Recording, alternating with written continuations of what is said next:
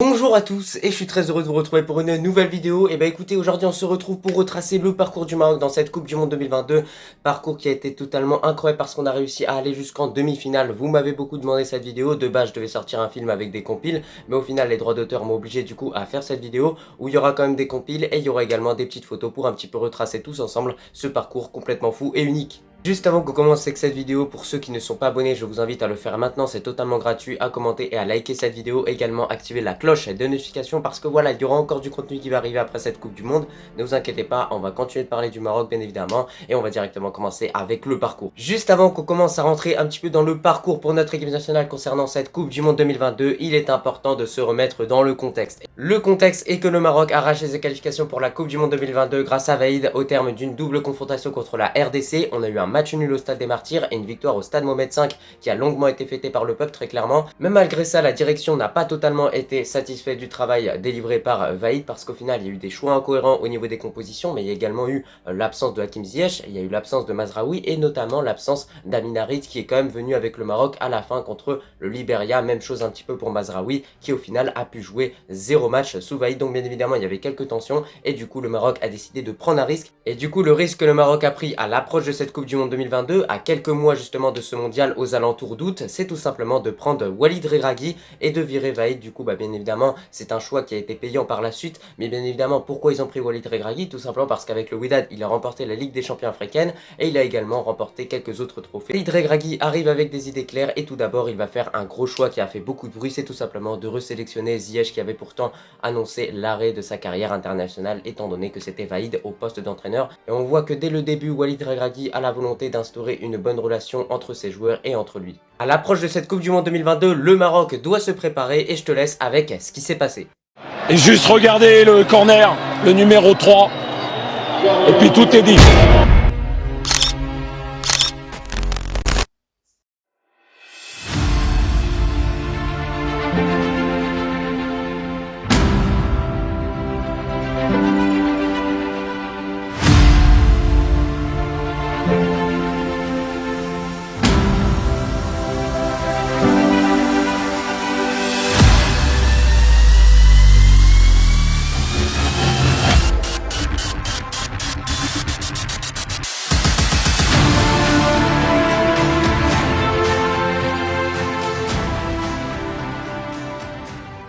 Donc tu l'as vu, clairement de façon générale cette préparation est plus que réussie parce que nous avons 2 victoires au compteur, une contre la Géorgie et une contre le Chili, mais notamment un match nul contre le Paraguay qui n'est pas une mauvaise équipe en Amérique du Sud. À la suite de cela, le Maroc aborde le mondial avec beaucoup de doutes et d'incertitudes, notamment causées par les blessures, mais notamment le fait que le Maroc actuellement était une équipe en construction. Ce match débute contre la Croatie et la plupart des gens pensent que le Maroc va se faire humilier dans ce match-là, mais au final, durant l'entièreté de cette rencontre, nos Lions de l'Atlas sortent une prestation brillante, notamment défensivement, avec beaucoup de discipline instaurée par Walid Regragui, sous un 4-1-4-1 qui marche super bien, mais surtout la clé de ce match est la bataille du milieu de terrain qui au final a fini par être remportée par nous avec un grand Amrabat, un grand Ounahi, mais notamment un Amala au niveau de la bataille, au niveau du combat. Ils ont tout donné. Mais en plus de la bonne prestation de nos milieux de terrain, nous avons Aguer, nous avons Saïs, Hakimi et Mazraoui qui ont réalisé également une très grosse prestation pour nous permettre de prendre 0 but dans ce match-là. Mais comment oublier la très bonne prestation de la part de Bounou dans ce match-là qui a juste été incroyable. À la fin de ce match-là, des regrets retentissent du côté marocain étant donné qu'on avait pourquoi pas la possibilité de le gagner avec justement un peu plus d'implication offensivement, mais malheureusement on s'en sort avec un 0-0.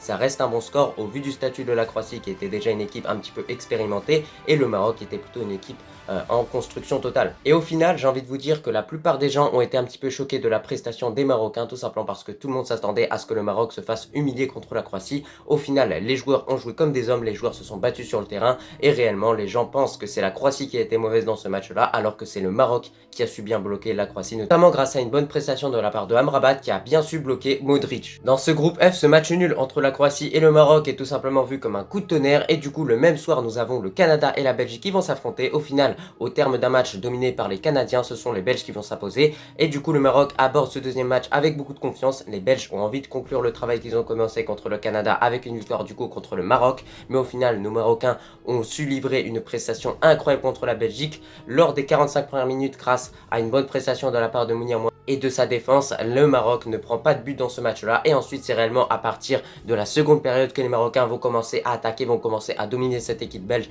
et à se créer des occasions jusqu'à ce but magnifique de la part de Sabiri. Mais cette victoire m'a marqué avec le coaching gagnant de la part de Walid Regragui qui a fait entrer Sabiri qui a marqué un peu plus tard dans le match et on a également Abouklal qui a marqué un peu plus tard dans le match. Donc ça montre à quel point il a su faire les bons choix et derrière on a réussi à s'imposer dans ce match-là. Et alors là cette victoire elle a plus qu'été fêtée notamment par les Marocains qui viennent de Belgique. Juste après cette ouverture du score sur coup franc de la part de Sabiri avec ce coup franc qui est tout simplement magnifique et sensationnel, c'est le premier but que le Maroc inscrit dans cette Coupe du Monde 2022. La confiance des Belges va se réduire en miettes et derrière le Maroc va enchaîner les changements pour être solide derrière avec notamment l'entrée de Yamik, mais également offensivement pour être un peu plus tranchant avec l'entrée de Hamdallah et derrière grâce à un très bon travail de la part de Hakim Ziyech, nous avons Abouklal qui va passer le score à 2-0.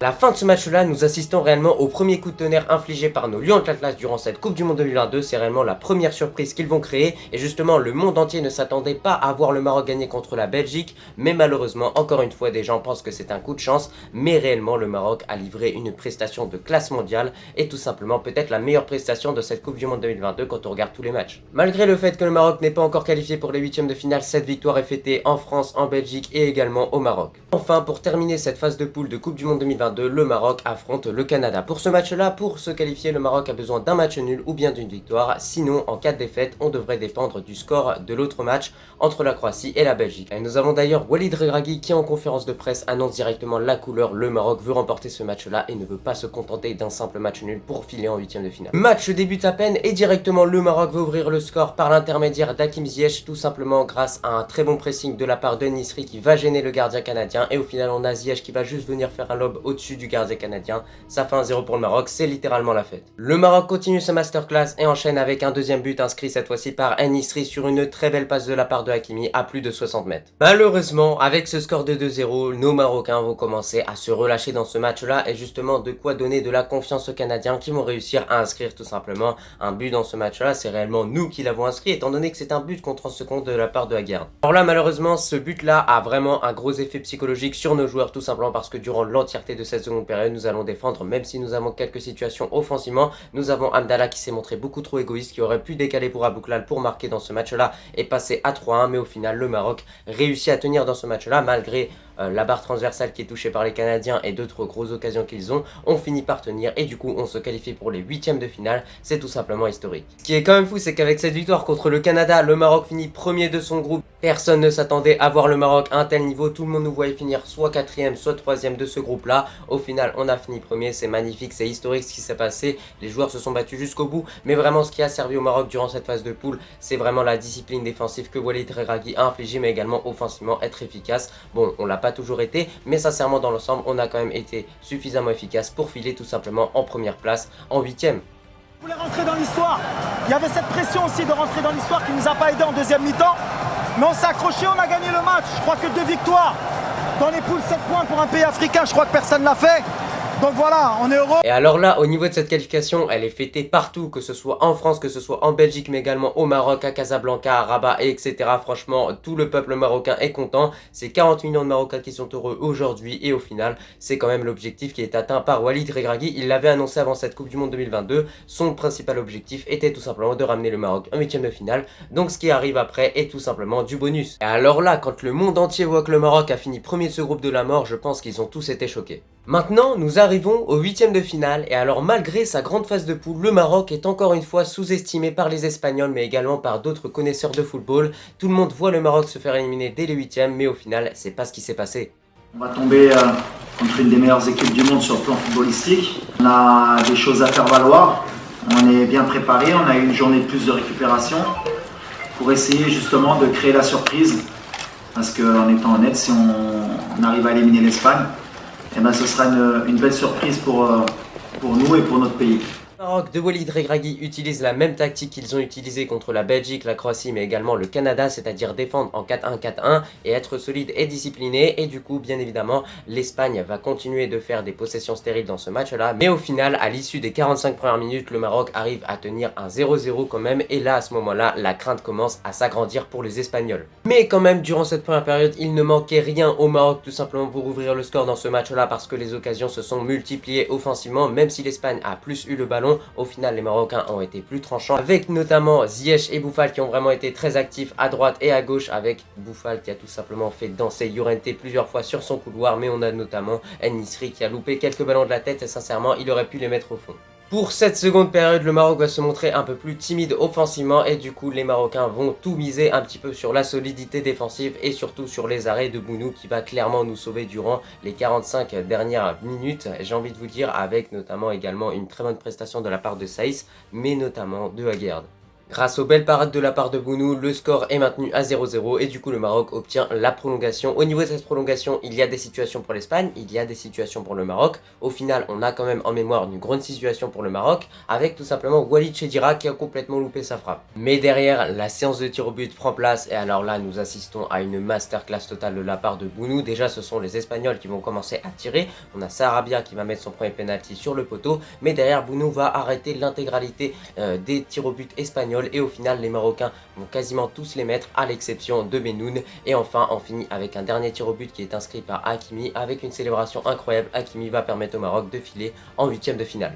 Ce penalty inscrit par Hakimi est vraiment emblématique étant donné qu'il a inscrit une Panenka, mais en plus de ça c'est vraiment historique pour le Maroc étant donné que c'est la première fois que le Maroc se qualifie pour les quarts de finale d'une Coupe du Monde, donc bien évidemment de quoi fêter un petit peu l'événement. C'est pour ça que ça a été fêté à Casablanca, que ça a été fêté à Paris, à Bruxelles et plein d'autres villes. À la suite de cela, pour les quarts de finale, le Maroc est opposé au Portugal et alors là, à ce moment-là, encore une fois, 80% des gens voient le Maroc s'incliner contre cette équipe portugaise. Et encore une fois, on va créer la surprise. Mais quand même, le match débute avec deux forfaits majeurs du côté du Maroc, une blessure pour Mazraoui mais également une blessure pour Naïf Aguerd, donc de quoi être un petit peu inquiet à ce match là. Ce sont Yamik et Atiatalla qui remplacent les deux joueurs et alors là ces deux là ont vraiment été fantastiques durant ce match là contre le Portugal. Le match débute entre ces deux équipes et comme d'habitude le Maroc va se montrer très solide défensivement, du coup on va récupérer un nombre de ballons incalculable et derrière on va pouvoir se projeter un petit peu vers l'avant et le Maroc va ouvrir le score grâce à un magnifique centre de la part de Atiatalla et surtout une magnifique tête de la part de En-Nesyri passe devant le gardien portugais mais surtout qui a sauté à 2,78 m, c'est tout simplement incroyable. À ce moment-là, c'est l'explosion de joie mais surtout la confiance des Portugais est réduite à néant. Au final, durant l'entièreté de cette première période, le Maroc va continuer d'avoir quelques occasions avec notamment les bonnes projections vers l'avant de la part de Ounahi qui décale ensuite Atiatalla, mais Atiatalla va malheureusement louper cette occasion. C'est pas grave, le Maroc part avec 1-0 à la mi-temps. Cette seconde période est différente par rapport à la première. Nous avons tout d'abord Saïs qui va se blesser en cours de match et du coup Walid Regragui va opérer plusieurs changements. Il va faire tout d'abord entrer Benoun pour remplacer Saïs bien évidemment, mais ensuite il va également faire entrer Achraf Dari pour un peu plus de solidité derrière. Au final, Dari, Benoun et Yamik vont tout simplement défendre comme des frères pour au final nous permettre de filer en demi-finale. Et ce qui me rend fier quand je repense à ces trois défenseurs, c'est que ce sont des joueurs qui sont vraiment issus du Botola, c'est des Maïdine Botola. Mais hormis leur défense, nous avons également Bounou qui va enchaîner les arrêts contre cette équipe portugaise et qui va vraiment l'écurer au final, j'ai envie de vous dire. À la fin de ce quart de finale contre le Portugal, le Maroc réalise encore une fois quelque chose d'historique, mais cette fois-ci c'est pour le continent, j'ai envie de vous dire, aucune équipe africaine avant le Maroc n'était parvenue à tout simplement aller en demi-finale et au final on est les premiers, donc quand même c'est assez beau. Je suis fier en tant que Marocain qu'on ait quand même ce record, c'est quelque chose d'incroyable. C'est réellement à partir de cet exploit-là que le monde est choqué par les prestations que délivrent nos Marocains. Mais surtout, Amrabat et Ounahi, grâce à leur bonne performance contre le Portugal, vont être pistés par de nombreux clubs de haut niveau. Et comme d'habitude, bien évidemment, après chaque qualification, cette qualification est plus que fêtée. J'ai carrément moi-même été la fêter en tant que Marocain, bien évidemment, dans ma ville. Exceptionnel! C'est incroyable! On est en demi-finale! Ouais!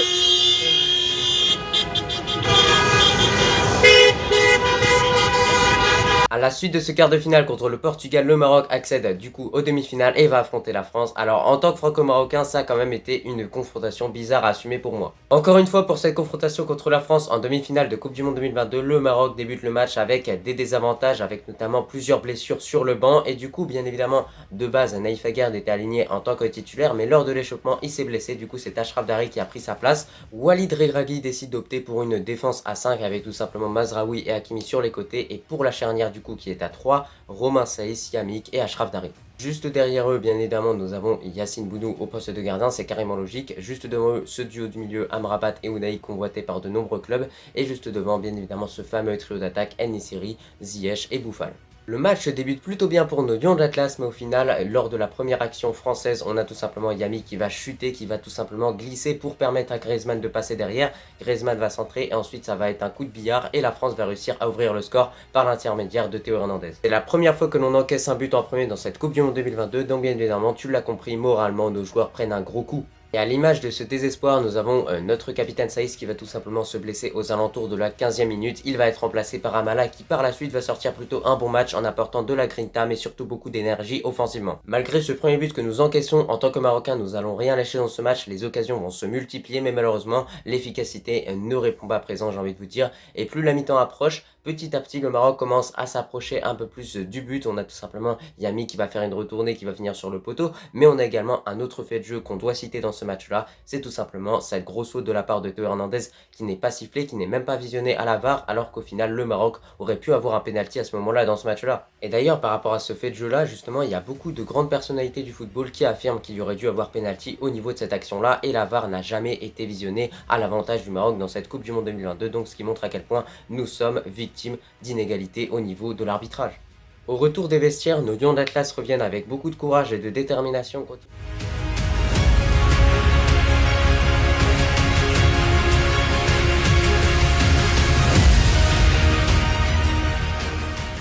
On continue d'attaquer sur les buts français, mais malheureusement l'efficacité ne répond pas présent. On n'arrive toujours pas à trouver des situations pour frapper, on n'arrive toujours pas à trouver des centres efficaces et surtout la défense française est bien organisée. Malgré le nombre d'occasions incalculables que nous avons dans cette demi-finale, la France va continuer d'attaquer en contre et bien évidemment va finir par marquer le but du 2-0 grâce à un slalom de Mbappé dans notre défense qui va servir ensuite Kolo Muani. Du coup à ce moment-là on a envie d'abandonner, mais en tant que Marocain on se rappelle du parcours qu'on a fait et bien évidemment Walid Regragui va faire plusieurs changements, va faire entrer Hamdallah, va faire entrer également Abdé qui a plutôt été bon contre la France et d'ailleurs à l'image de sa bonne prestation il va faire quelques dribbles, il va justement aller un peu plus provoquer dans la surface, créer des occasions réellement, mais malheureusement et Hamdallah a carrément une occasion sur la ligne de but, mais même sur la ligne de but ça ne veut pas rentrer, donc clairement ça on le sait, le Maroc ne devait pas marquer dans ce match là, malheureusement on n'a pas eu de chance et ça voulait vraiment pas rentrer, c'est comme contre le Portugal en 2018. Conclusion, nous perdons 2-0 dans ce match là et nous sommes éliminés dans cette Coupe du Monde 2022, mais il reste quand même le match pour la 3e place qui reste quand même un match assez prestigieux. Évidemment, malheureusement, cette élimination laisse beaucoup de déception au peuple marocain étant donné qu'on était à rien d'aller au bout de cette Coupe du Monde 2022, mais malheureusement, la France a été meilleure tactiquement, ils ont réellement employé notre tactique et nous, on a réellement joué un petit peu comme eux, les rôles se sont inversés et derrière, ils ont réussi à l'emporter dans ce match-là parce qu'ils ont été plus efficaces, il n'y a pas de secret. Si le Maroc avait été plus efficace dans ce match-là, on aurait pu largement le gagner, mais Hamdallah a vraiment beaucoup trop moqué d'occasions devant. Pour clôturer cette Coupe du Monde 2022, le Maroc affronte de nouveau la Croatie étant donné qu'on les avait déjà affrontés lors de la phase de poule. Déjà ce match-là n'est pas forcément bien vu de la part de Walid Regragui parce qu'il trouve que la place de 3e est vraiment une place de con, en tout cas c'est ce qu'il a dit lors de sa conférence de presse. Honnêtement, pour pas faire de langue de bois, moi ce match de classement il m'embête un peu franchement. C'est toujours très compliqué pour les deux équipes, que ce soit pour la Croatie ou nous. Après une désillusion telle que de perdre une demi-finale, de 2 jours après rejouer un match. Allez, je vais être un peu cru, pour moi on est à la place du con quand on est 3e ou 4e. Bien évidemment, il va opérer quelques changements et faire jouer quelques joueurs qui n'ont pas joué la moindre minute dans cette Coupe du Monde 2022. C'est carrément logique quand même, c'est pas un match avec un enjeu extraordinaire, même si quand même il y a une médaille à aller chercher. Mais derrière, on s'est incliné dans ce match-là. Au niveau du 11 de départ, il décide de opérer 2 changements. Tout d'abord de faire entrer en tant que titulaire Bilal El Khanous et Sabiri. Et derrière, bien évidemment, avec l'absence de Romain Saïs et l'absence de Naïf Aguerd, c'est Achraf Dari et Yami qui débutent ce match-là. Le match débute et déjà on le voit directement, l'envie est du côté croate, la détermination l'est également et du coup bien évidemment les Croates vont enchaîner les occasions jusqu'à ouvrir le score sur une belle combinaison sur coup de pied arrêté et notre défense se fait totalement prendre, notre défense a été trop naïve sur cette action et au final à ce moment là on perd 1-0 dans ce match là et du coup cette 3e place nous échappe. Et 2-3 minutes plus tard, le Maroc va directement égaliser dans ce match-là grâce à un beau coup de pied arrêté tiré de la part de Ziyech. On a tout simplement une magnifique tête qui est inscrite de la part de Achraf Dari. Du coup, ça permet de remettre les compteurs à 0 en quelque sorte dans ce match-là. Il y a 1-1 et la 3e place reste possible à aller chercher pour nos Lions de l'Atlas. Cette égalisation fait quand même du bien aux joueurs parce qu'ils vont enchaîner ensuite les bonnes actions offensives, mais malheureusement, on va pas suffisamment être efficace et surtout, ce sont que des situations, mais pas réellement des occasions que le Maroc s'est créé dans ce match-là justement lors de cette première période contre la Croatie. Et du coup, la Croatie va remettre le pied sur ballon, le Maroc va se relâcher et derrière les Croates vont enchaîner les occasions jusqu'à mettre le but du 2-0. Hakimi ne sort pas suffisamment assez vite sur le porteur de balle croate, et donc derrière, bien évidemment, il a le temps d'ajuster sa frappe pour mettre un poteau rentrant, et tout simplement, je trouve que ce but est vraiment honteux. D'ailleurs, je vais te montrer un petit peu quelques réactions par rapport à ce match-là de ma part quand je l'ai regardé, parce que clairement, j'ai ragé pas mal de fois, et je te laisse regarder ça. Il y a faute. Alors, l'arbitrage, non mais franchement, c'est un sketch, hein, sur ces derniers matchs, hein, contre la France et là aujourd'hui contre la Croatie. Je sais pas ce qu'ils ont contre nous, le Qatar, hein. Au début, ils n'étaient pas censés nous soutenir. Là, ça y est, tous les arbitres, ils sont contre nous. El Cano, sacré match aujourd'hui, franchement, techniquement, il montre à quel point il est bon. Allez, allez, Bouffal, viens nous faire quelque chose, viens nous faire un éclair de génie, oui. Oui. Mais non. Oh là là. Bien joué, Bilal El Kanous, grand match. Pourquoi il a perd ensuite là? Non, non, non, non, non, non, non, non, non, non, non, non.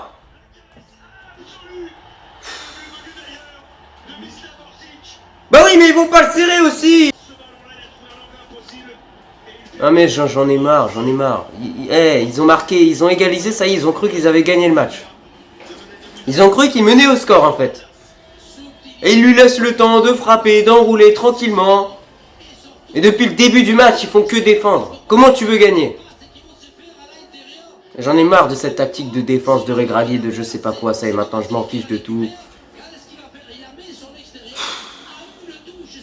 Oh là là, poteau rentrant, voilà. C'est le 3e but que nous encaissons en 2 matchs alors que nous n'avons pas encaissé de but contre l'Espagne, contre la Belgique et plein d'autres équipes de haut niveau. Voilà, super cool. Nous sommes menés au score à la mi-temps. Le Maroc ne va rien lâcher dans ce match-là, va enchaîner les changements. On a des joueurs qui n'ont jamais joué lors de cette Coupe du Monde 2022 qui vont rentrer, comme Ilyas Chahir et notamment Anas Zaroury, qui sont des joueurs très intéressants. Le Maroc va multiplier les occasions mais ne va pas être efficace.